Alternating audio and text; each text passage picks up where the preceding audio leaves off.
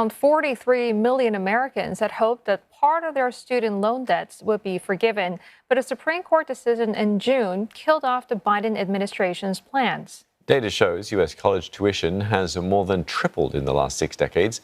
Yearly costs, including fees and housing, now up to $26,000. With loan repayments about to restart after a 3-year pandemic pause, there's concern that millions of borrowers won't be able to make the monthly repayments.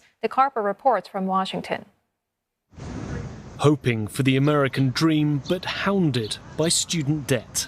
After 3 years of studying, Asher Raza owes more than $90,000. And by the time he graduates next summer, that will have risen to $140,000. Those student loans are going to have a major outsized impact on my ability to achieve the American dream. Forgiveness would have a major impact on the economy in a positive way.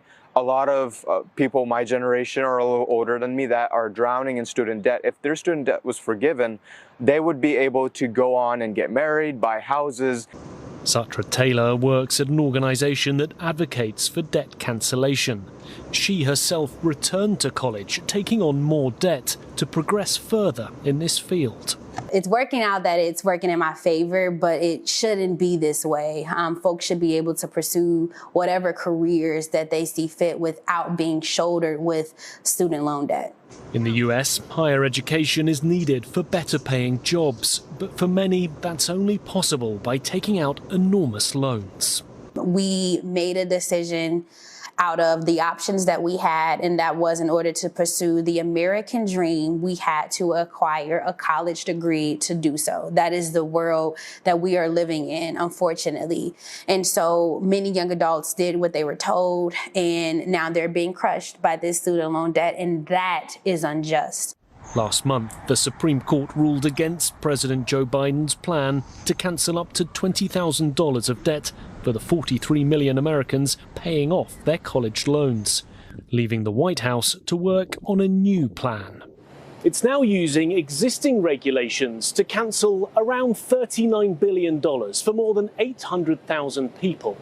But it's also hoping to offer relief by reducing monthly repayments, bringing them down from 10% of a person's income to 5%.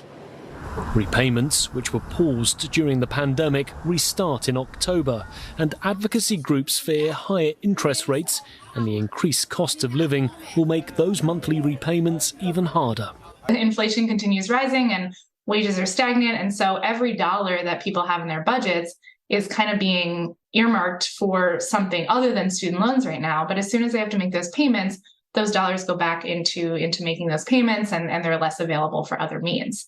A quarter of borrowers, around 9 million people, were already defaulting on their loans, risking damage to their credit rating and ability to borrow in the future. Experts predict that number will rise, endangering the financially stable future that students are trying to secure. Harper, CNA, Washington.